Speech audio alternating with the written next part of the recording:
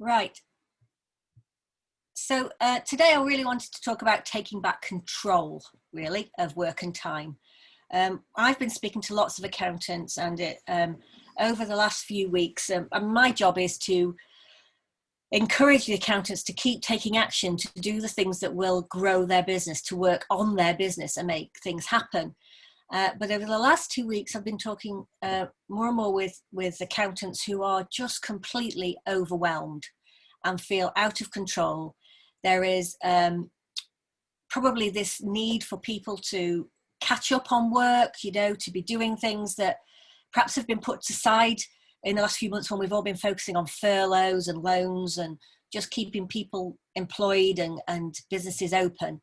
And so there's a backlog of work for a lot of people, particularly accounts work, and it's starting to get a bit overwhelming. And a lot of people that I'm talking to are just feeling completely out of control with it. And knowing that for those of us in the UK, next month, the month after, we're going to start really getting into tax return season as well.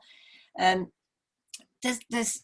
just really worried about burnout, as Shane put in the email, that we're going to be working so hard, that we're going to be doing so many things, that most of you are going to be working so many extra hours, that your health is going to suffer, your family life's going to suffer. Most of you get to Christmas and basically you just collapse in a heap, while Christmas is on and New Year. And I hear people who are working like Boxing Day, because they've had no control over things. And I'm thinking, well, we've got a few months now, so let's start taking control now. So what I want you to really think about is that you have to take control first of all. This is not going to happen just because you feel like it needs to happen. Okay, you've really got to take some control of this now and work out what you really want and design a plan to achieve it and take action. So today what we're going to do is think about a plan of how you can achieve control again, manage your workload and your time better, and then you need to come up with an action plan, okay, and make that work, because that's the key. Because what happens is that feeling of overwhelm often stops us taking action. It's a natural thing, that sometimes there's just too much and our brains cannot take it on, and it's almost like we can't see clearly. So let's design a plan that can help us move through all of this. And you all know this, okay, that there are things that there's a sphere of control, there's things you can control, there's a sphere of influence, and then there's everything else. And there's a lot of stuff that's happening now that's everything else, okay? And it is distressing, and it does affect us subconsciously, but we have to park it. What you need to do is come right back to that sphere of control. What can we control now? And use that to influence others to help us, okay? So today I want us to just try and remember that. And when you're looking at things, and when you're thinking, oh gosh, this needs to be done, this is an issue, this is a problem, make sure that you're thinking about, is this part of my control? Is that something I can do something about? Or actually, do you know what? I just need to park it now. I just need to breathe and forget about it and park it. One of the things that obviously Shane's going to be talking about next week, but I want you to think about is about working a bit smarter, first of all. So there's a lot of things that when you're doing work, these things start annoying you, okay? You'll be doing stuff and I can almost hear you all going, huh, as you do stuff. You'll be working along and you can hear people huffing and grumbling, and every now and again somebody will kick off, or you might lose it and have a shout. So what are the things that are currently annoying you in what's going on? Now, a lot of that will be control, and we're going to talk about in a minute. You don't feel in control, and we're going to make sure that we put some stuff in place to help you with that. But what else is going on? Okay, so to think about, if I said to you, what's really annoying you about work at the moment? What's annoying you about your team at the moment? What's annoying you about your clients at the moment? What are the things that are driving you up the wall at the moment? Okay, and sometimes it could be what's annoying you is that your family don't understand that you've got to work all these hours. Well, actually, maybe that needs to think about it. So the perfect outcome would be actually you wouldn't have to work all those hours. How can we manage that? It could be that one of the things is that you've got a client who constantly emails you or phones you or drives you mad. What's the perfect outcome? Obviously, that they would have enough knowledge and confidence in you that they wouldn't be doing that. So what can we put in place to make sure that they feel in control and know what's going on? So we're going to think about lots of those areas. And I would like you, as part of, one of the actions you take now, you write down now, is to start just put, what are the things that annoy me? What would be the perfect outcome? And how could we get there? Because I'm trying to release some of that stress that happens and think about that. And of course, the main thing about that will be that it would develop a system or a process. And we've already talked a little about this in previous ones, but I just want to very quickly think about, when you are creating processes, making sure that the outcome is clear to everybody. And Shane will talk a little bit about that later.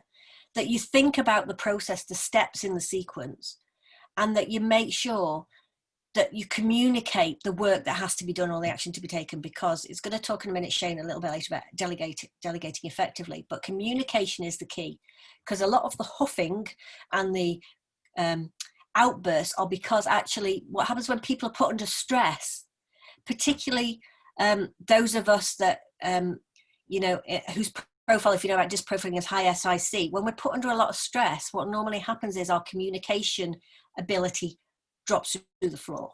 We stop talking to people because we're so focused on getting the job done. It's so important for us to service the client, to get the accounts out, to do the tax return, that we actually stop communicating and talking and being clear with people. So we need to make sure that that's done, and that if we're passing things on to people, which is one of the things I'm going to ask you to do, that you make sure that it's accountable and each step explains what needs to be achieved. So, and then the other thing is to think about what resources you've got. Who else have you got to help you? One of the big things I hear from partners at businesses, well, I can't give this to the team because they're already overloaded with work. Well, why? Is that just your perception? Is that the reality? Majority of you will have team that want to help you. So make sure that you think about who else could help you. Is it a fact that actually we need to think differently about how we do something? Okay. So when you're thinking about your time and your knowledge, and if you remember that lovely quote that, leaders should do what only leaders can do, we need to be thinking about what is our role, what is our responsibility, who else can we help and influence to help us manage our work, the stuff that we need to control. And the controlling in here is about making sure that we think about what else we need. Okay.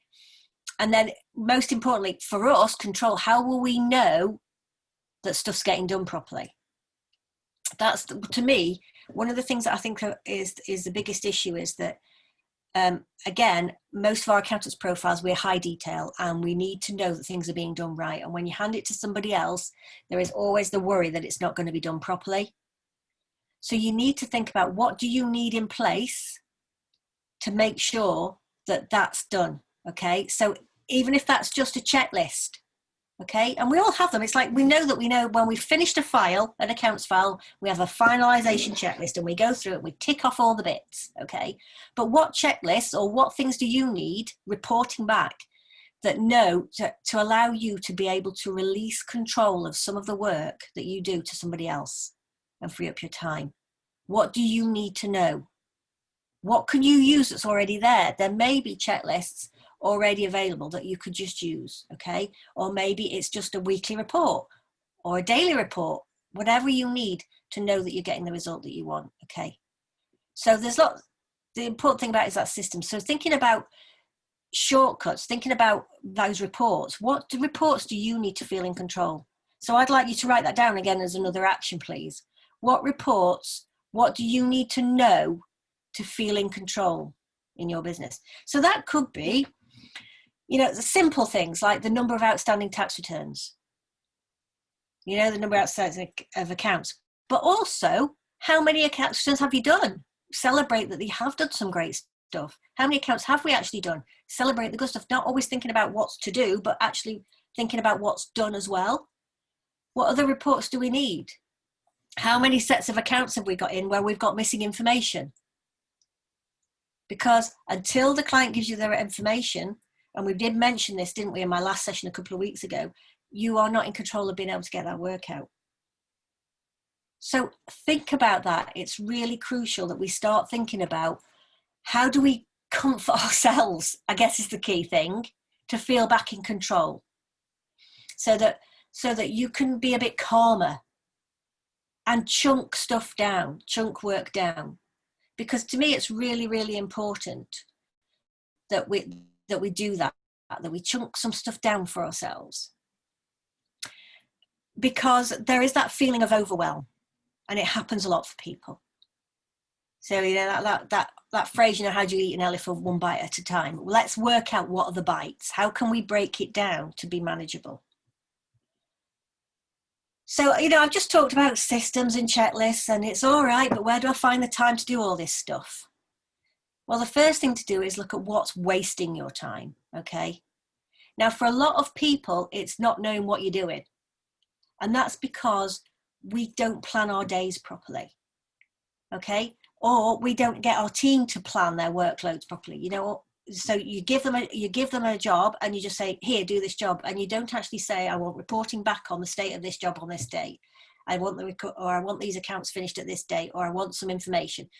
They don't know exactly what they're doing. And it's the same with you. So you need to be really strong with your diary, okay? You need to make sure that you've got a diary planned with your workload planned, but be realistic with it, okay? There's no good saying, I am going to get 8 tax returns out today, if you know that one of those tax returns is an absolute nightmare. It's probably going to take you 5 hours, okay?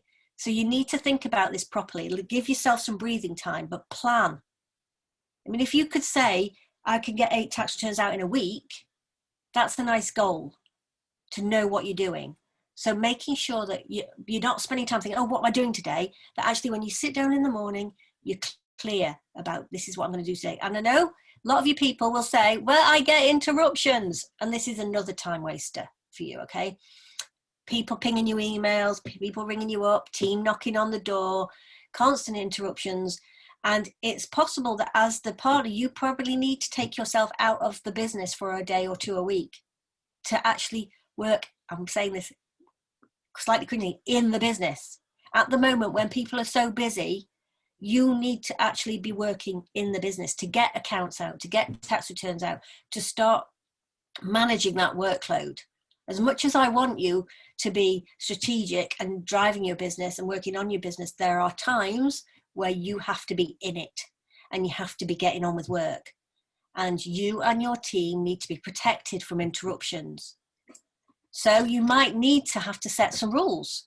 You know, you might have to get your team and you to put all your out of offices on and say, I'm sorry, but I'm only picking my emails up at lunchtime. Or at a certain time of day. I'll get back to you as soon as I can. And actually schedule into your calendar, this is email time. The same with phone calls.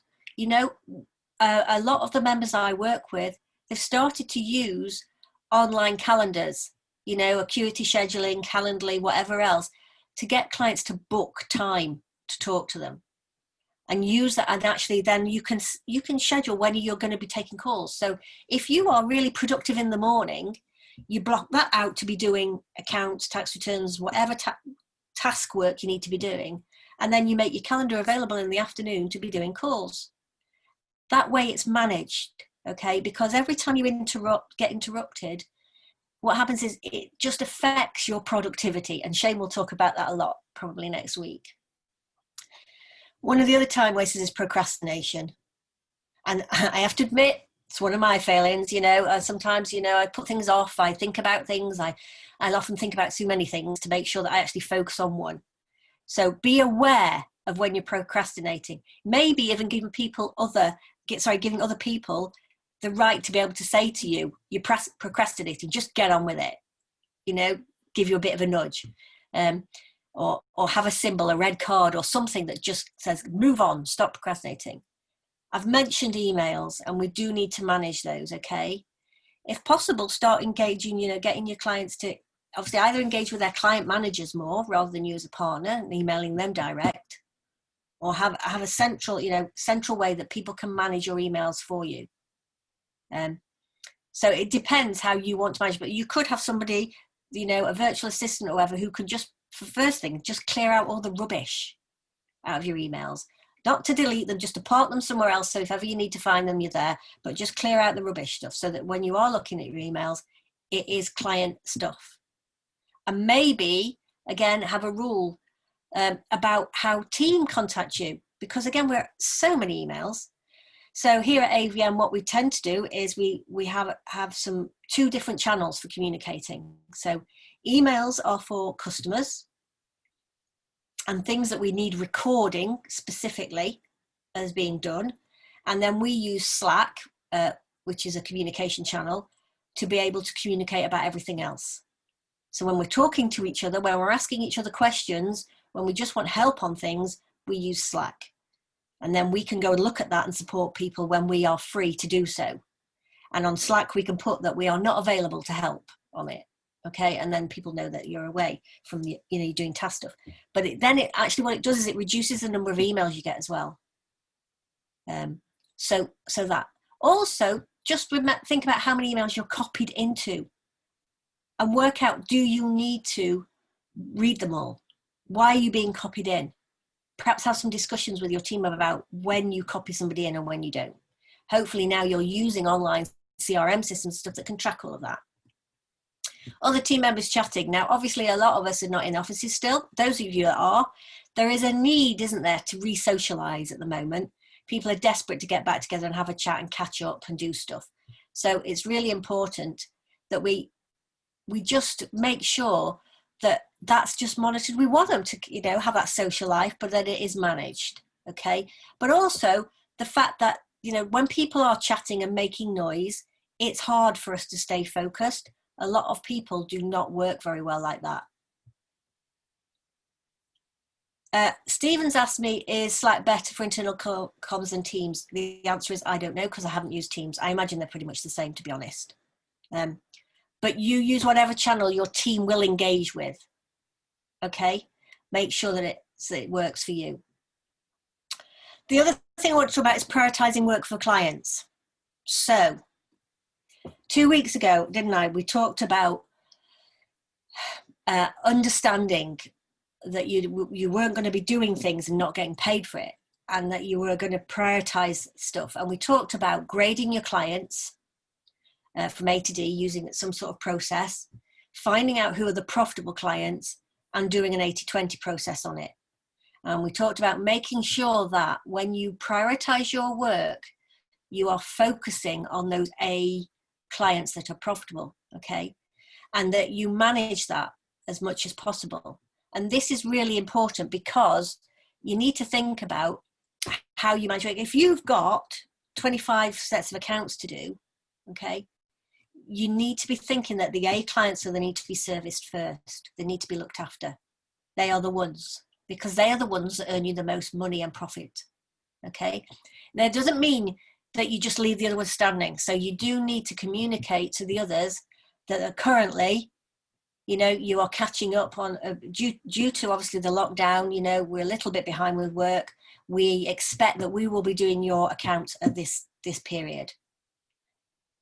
So you do need to manage it, but that's a really important thing to do, to plan that, to manage that, because again, we tend to, I talk to so many accountants who work in on a sort of a first come first served basis. So, that client brought in their records first, so I'll do that.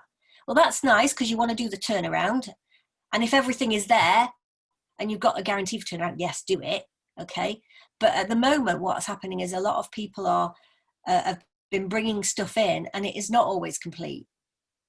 And often it's the people who haven't been pretty much trading in the last few months that have been able to bring their stuff in. But the ones that are trading, the ones that are still there ready for you to help grow and develop and whatever, they will have been very busy working things out. And so getting their accounts, you may not have been top of their list, but they are the most important ones to help because they need key numbers. So think about how you prioritize the work. That's quite critical. The other thing is to just think about how much you need to bill this month. I mean, obviously AVM, one of the things we try to do is get people to be thinking more about getting people on direct debits, talking to people, so that they pay you regularly, help them for their cash flow, help them for yours. But I know a lot of you are still on the fact that you don't bill until you complete the work. So thinking about your own financial situation, how much do you need to bill this month? And my other question is, how real are deadlines? Yes, we have filing deadlines, and some of those have been extended. That doesn't mean we have to extend them if we can get them done on time. But a lot of the time we set our own internal deadlines. We tell ourselves this must be done by a certain date. And the reality is the deadline should be driven by the customer needs and the grade of that customer. Okay. So the deadlines, again, for the A clients, that's your deadline. They need priority information. That's what they're paying for. That's what they want, that support. The deadlines for the Ds may not be so dramatic. Having said that, there are lots of people that you do need to evaluate. So it's not just one single thing you're thinking about, but think about prioritizing the work is what I'm saying. Okay. Because it's really important. Okay. And you all know this grid, don't you? The urgent, important grid. So thinking about the work you do now, and just, this, that if it's important, urgent, you have to do it now. My question is, how urgent is it? Okay. If somebody comes and shouts, oh, this is really important, I need this really important, to ask the question, when do you really need it by, can often be, oh, well, actually, I don't need it till the end of the week. Oh, well, I actually need it for a meeting in 3 weeks' time. Sometimes it's not as urgent as we think it is. So ask the question, okay? So this grid, I don't need to go through it too much now, okay? The important things is to think about is just remember those important but not urgent things and make sure they've got planned in. Making sure you plan those things in. Because there'll be stuff that we're doing where we're working in the business at the moment, where we're doing the accounts, we're doing the tax returns, we're doing the stuff, okay? And I know that for most of you, your own accounts are important, but they become in that non-urgent thing. So many of you, when I ask you, are your accounts up to date? They're not. You are just as important, but plan that in, okay? So there are things there to think about. That's really, I just wanted to bring that to your attention. Okay. So thinking about prioritizing your own time. So having thought about, the actual work and maybe the work you've got in a week to do, how are you going to work that out and how are you going to make sure you prioritize it? Okay. So for you, you need to set yourself some guidelines, some sort of way of being able to manage that day. So thinking about what is the most important task of the day. If nothing else got done today, what needs to be done? And remember to just stop and ask yourself the question, is that really the most important thing? Is that really urgent? Just question it, because it's our natural inclination to just jump in and go, have to do this. I'm sorry, it's just who we are. But we need to just stop ourselves, okay? And just take a breath and just think about it. Thinking about your workspace, manage your workspace, make sure it's clear so that only what you need to do today is with you, okay? Everything else is out of sight. The out of sight is out of mind is a good phrase, okay? It works for a lot of people. If you put it in a drawer, you put it behind you, it doesn't mean it's not going to come out tomorrow. It's just it's not here today to get in, to be there constantly in your eye line thinking, oh, I've got to do that, I've still got to do that, I've still got to do that, okay? Because we want to just take back control. So let's take back control by managing our workspace. Block out time in your diary. I've talked about this before, about, for calls or for task day. One of the things that might help you is a thing called the Pomodoro technique. I'm sure that a lot of you have heard about it, okay? And it's basically, and you can find it on the web. It's basically a little timer of 20 minutes. And Shane will talk again a bit more about that next week. But just set yourself little 20-minute blocks of time. And at the end of 20 minutes, then go make yourself a cup of tea. Or just get off your chair and have a walk around. Because the other thing that's happening for us all is, particularly those of us that are still working at home, is we're getting very sedentary. We sit here in our desks and in our chair all day. And I have to admit, as you can see, I'm up here in my spare room, that I can come up here at 9:15 and sometimes it can be 3 o'clock when I suddenly think, oh, not had a drink yet. Because I've been so engrossed with my work. I've been so busy with what I've been doing. And so actually having some timer, an alarm that goes off on your phone, on your watch, in your computer that says, going up, and go and have a walk. We all know that, you know, we're worrying about people with depression, that just going outside, getting a bit of sunlight, even if it's walk out to your garden or walk into your car park if you're in the office, do something that just makes you move, that will help. Because again, that'll help you clear your mind, calm down, refocus, take back control. Okay. And every day before you leave work or before you start work in the morning, you choose, make sure that you've got this sorted. You've got your desk organized, you've got your important tasks done, you've got your diary blocked out. For a lot of us, the best thing to do is to do that last thing at night. Go, okay, tomorrow I will be working on this.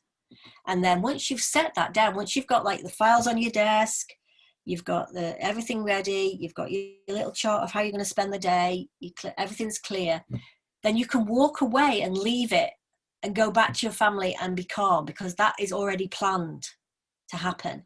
And then when you come in the next morning, you can sit down and just start.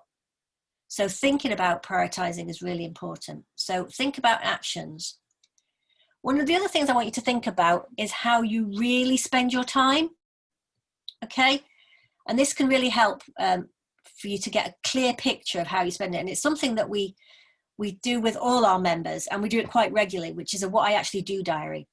So just for a week, you keep a little diary that's just like this, okay? Date, what I did, was it urgent and important? If I wrote a system, could somebody else do this?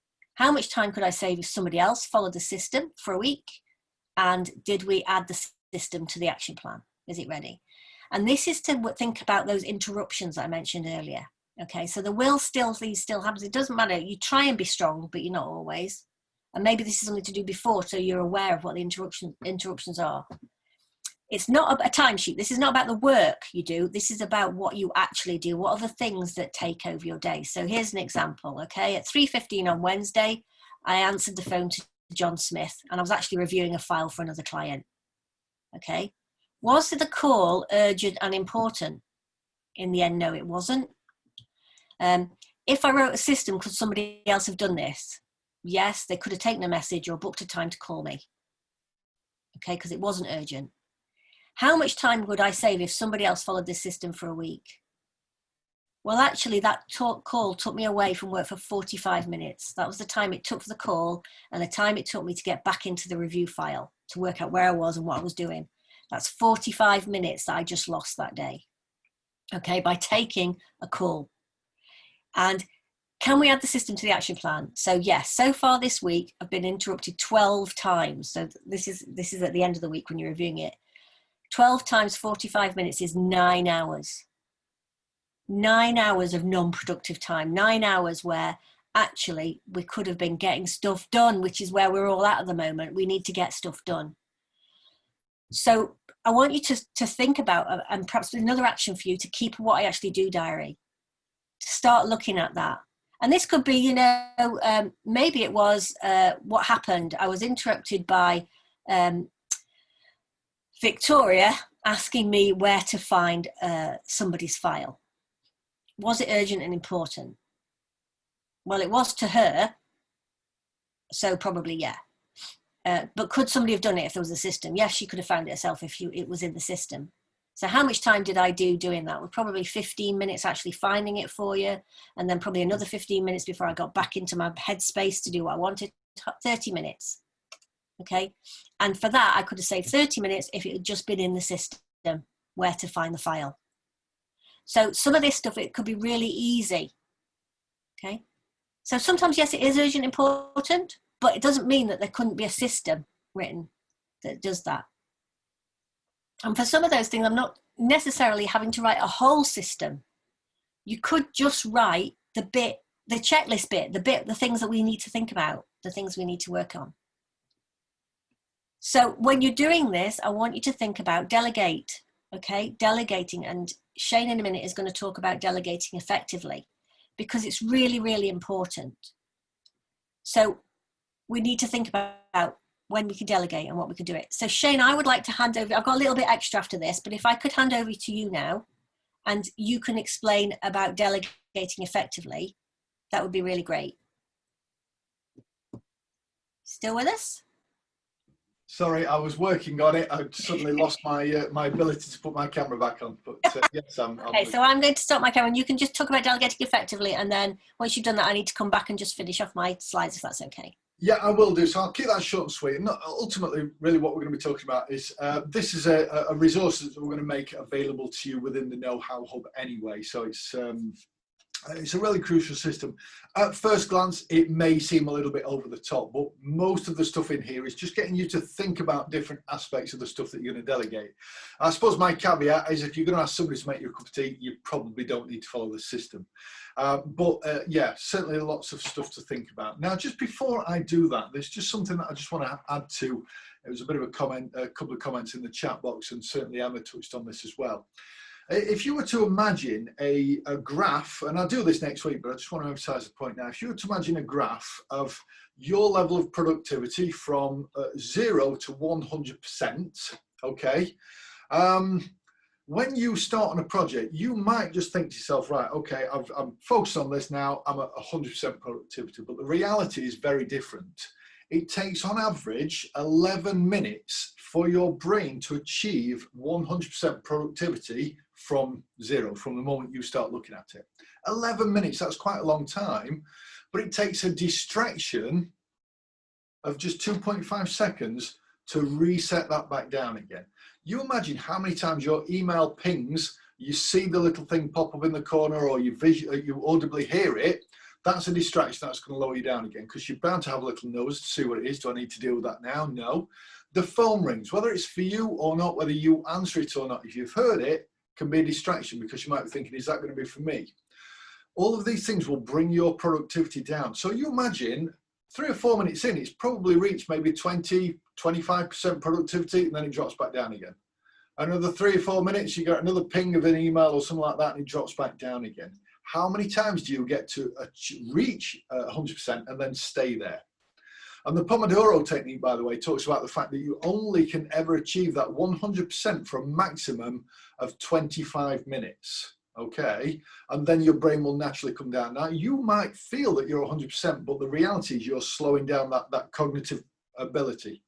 So it's really important to take that into account and do those, you know, get out and get a bit of fresh air or whatever it is between them. Now, I have just downloaded the Pomodoro technique, and so I'll put a link to it in the chat box so that you can do exactly the same thing in a minute. Let me just, in the meantime, just show you, and again, I'm going to whip through it fairly quickly. Yeah, getting rid of pop-up notifications, all of those really, really important to do. Yeah, Simon, definitely. Let me just show you the system now. I'm just gonna screen share the document itself rather than my screen. Oops, wrong button. So effective delegation. So hopefully you can see that now. Okay, now again, you'll get the full thing, and there's a lot of information in here about stuff to consider, and then there's a form at the end. So again, I'm going to whip through this. I don't want to take too much time because Kirsty's got some valuable stuff to share. Emma still has as well, and you're going to get access to this, and ultimately you can read through it. Now, it will talk to you about the fact that, you know, your role ideally as the business owner is the role of the conductor in an orchestra. It's the equivalent. You never see a conductor of an orchestra trying to play the trombone as well as the piano and waving the whatever the hell you call the thing that the conductor has, you know, to get everybody else in line. So ideally, where you want to get to is a position of you are the conductor on there. Now, whether you've got a team of people or not, it doesn't matter. You've got a whole world that you can outsource to.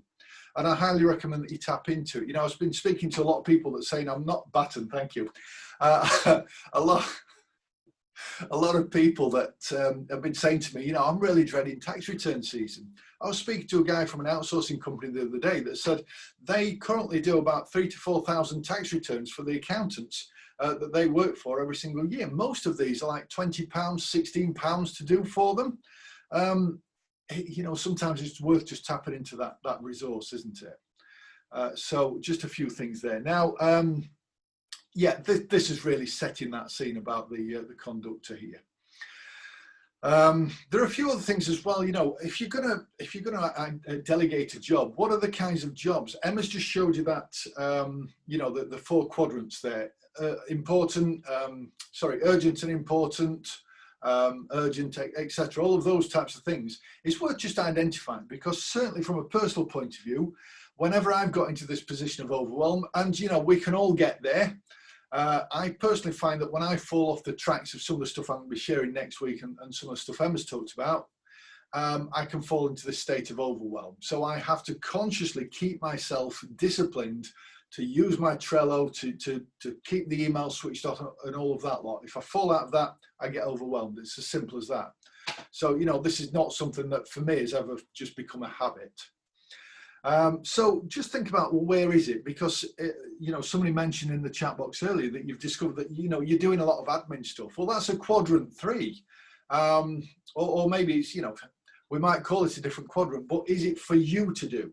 You know, where is it in your personal set of quadrants? Because a lot of the admin stuff can and should be delegated to VA or somebody in your team.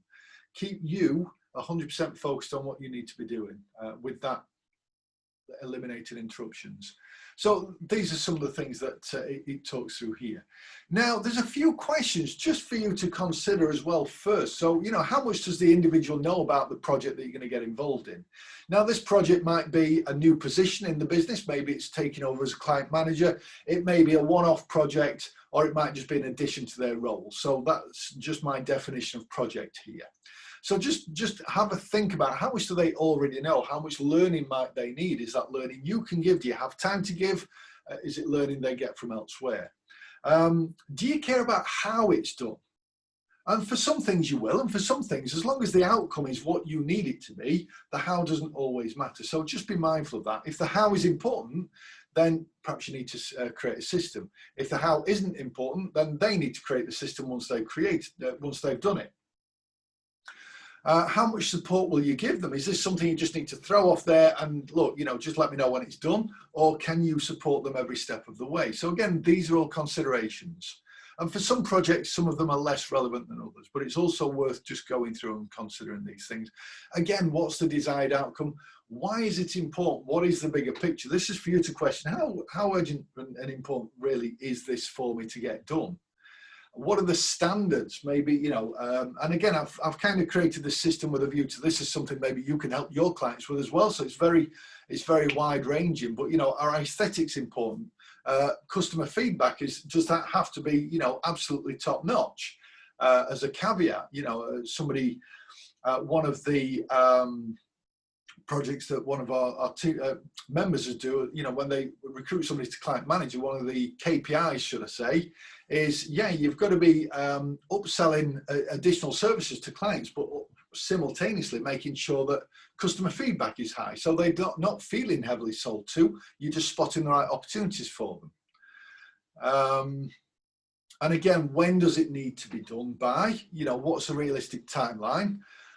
Because quite often I fall into the trap of I've asked somebody to do something and they've just added it to the bottom of their list. I needed it doing today, but I didn't communicate that. I just asked them if they could do it. So it's always important just to make sure that these things are conveyed. And then what I recommend here is a kind of a system for how to sit down with that person. Explain to them why it's important that they do it. Why have you chosen them? What are the attributes and strengths and qualities that you see in them that you believe that makes them right for the job? And I don't mean just blowing smoke, but actually it's important to get people, you know, really feeling empowered that they have the right qualities to do the job as well, as long as they have. So again, I don't want to spend too much time on here because ultimately it is something that I'm going to give you access to via the Know-How Hub. But again, just make sure that they explain back to you at the end of it what it is that you want in their words so you know that they've understood it. And then at the very end here, there is just a bit of a guide that you can go through that just prompts your thought on some of these things, okay? Why is it important? And again, you can go through this, but then you can leave this with them as well so that they've got all of this stuff to hand. So hopefully that helps. Now, another thing that I would recommend using as well is who's using Loom? Just give us a yes or no in the chat box if you use Loom. So Loom is basically you can click on you install it. I highly recommend that you get it then. You install it onto your desktop, you click an icon and you've got several options. You can either do a screen share where you're talking through, you can just do it to camera, or you can do a combination of camera and screen share. But just for example, the other day, and I use this so many times, I wanted to put this book, my Putting Excellence into Practice, on as a podcast as well as it being on Audible, so that people can get free access, since we can't give free tickets away on Audible. Can you still hear me? I've thought I'd just call mute then. And so quite a laborious practice, if I'm honest with you. I understood how to do it. I installed the first chapter, but I recorded myself doing it, and then I sent it to Victoria and said, right, I've just recorded step by step what you need to do here. All you need to do is continue to do that for the full 77 chapters that are in the book. And then I just left her to do that, and I asked her if she could do it by the end of the week. Let me know if there are any problems. So Loom is brilliant. Yes, you can use Zoom for exactly the same job. One of the benefits, I think, of Loom for me is that it's very easy. It automatically uploads it, and you can just put a link straight into an email and send it off. So it's very quick and simple from that point of view. So it's Loom, as in LOOM.com, Rose. Hopefully that's helped. I'm going to hand back to you now, Emma. And as I say, this will be made available, and I'll also make the Pomodoro Technique PDF available as well. Thank you. Okay. So I'll just... So actually, I've noticed in the chat, a lot of this is that people have been helping each other by giving each other ideas about software and technology, just like the Loom, just like Trello, like the rest of it. So really good to look at that and ask your team as well, because your team often really are aware of what's been going on. They've talked to other people, get onto forums and ask for people, how other software that can help manage your workload. Shane mentioned about outsourcing. Okay, and yes, there's lots of pros and cons with outsourcing. A lot of people, I think it's a really great way to help your business run forward. I know a lot of people are worried about the amount of time it will take to educate the outsourcer in the way that you want things. So just be aware, keep an eye on it, and think about the work that you're doing, okay? Because obviously if something, it doesn't cost you a lot to do, okay, and your team can get on with it, then just keep it and get on with it. But there's other stuff that needs to do. But there again, don't just send all the crap, please, to an outsourcer. There's no point, signing up an outsource company and then the first job you send them is absolute horrible one, and then expecting it to be perfect first time. That's not fair. So think about how you're going to do that. But that is a good way of thinking about some of your work. And a lot of these outsourcers now will do everything up to completion of accounts and sometimes filing of tax returns. So there's a lot of areas that they cover now. So bear that in mind. So think about what the software is that you perhaps need to investigate, but you don't have to be the person to evaluate that software, okay? There are other people in your team. If they're going to be using it, if they're going to be interacting with it, then get them to evaluate it too, because they need to be comfortable using it. There's nothing worse than investing a lot of money in a piece of software to help you manage your workflow, for example, and then the team won't fill the damn thing in. So the reports of it are never right. So just make sure that you get that sorted. And then one of the last things I wanted to think about was actually taking control back of your life. Okay, I know we've got work and it's really busy, but I want you to just keep in mind some of the stuff that we've talked about in the past. Okay, we work a lot with accountants on making sure that you realize what your personal goals are and what your work goals are, and how you use your time effectively between both. So be aware of that. This may be an exception over time. We have it in our family. My husband is an accountant and he audits charities. What a joy that is, okay? And this is a very busy time for him. And I have to say to him normally that normally October, November, December is like a bear with a sore head, because he's working stupid hours. I mean, he usually gets up at 6 and he works, and then he stops for lunch and he stops for tea, but then we don't see him again maybe till 10 o'clock at night. And I've actually said that this is okay for this period of time, and he will have to work in this room so that the family can have the rest of the house, because we need to contain it, but it is for a limited time. And come Christmas Eve, it stops. And I don't care whether he's finished his work or not, that week that we have off between Christmas and New Year is a week for him to spend with the family. And I have accepted that. That's the way it is, unfortunately, at the moment for him. But that's a discussion we've had to balance our personal time and our work time. And you need to have those with your family too. If you're feeling that in order to take control of your workload, you do need to put some extra hours in, then you need to discuss that with your family, because I imagine that that will not be in alignment with what your personal goals are. Okay, so that means that you need to discuss that, and so that they are aware of it, because you need to plan for that. So just at the moment, again, coming up to a busy time, take control of your life. But also, if you are that busy, you also need to ensure that you do have at least one day a week off, literally away, out of the office, out of your, anywhere near your laptop, whatever. Go for a walk, do something with the kids, do something. You need downtime. Your brain needs downtime. Okay, if that's you're going to spend Sunday binge watching some TV show, I don't really care what it is, but you need downtime. Okay, so make sure that is scheduled in, because there's nothing worse than thinking that you are going to have to work 7 days a week from now until the end of February. That just is not something that's joyous to look forward to. And your team will be feeling exactly the same. Okay, so you do need to be managing, again, them and how they're feeling about life and their work balance too. Okay, last thing, because then I'm going to hand over to Kirsty. Be aware there are some things you can't control, okay?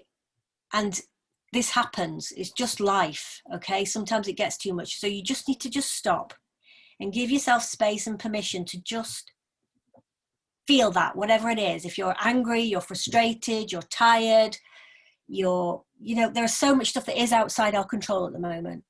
And just remember to just keep breathing. Just calm down again, because when we are stressed, we don't breathe properly. Okay, that affects then our brains and everything else, our tiredness. So make sure that you take deep breaths and you don't get fixated.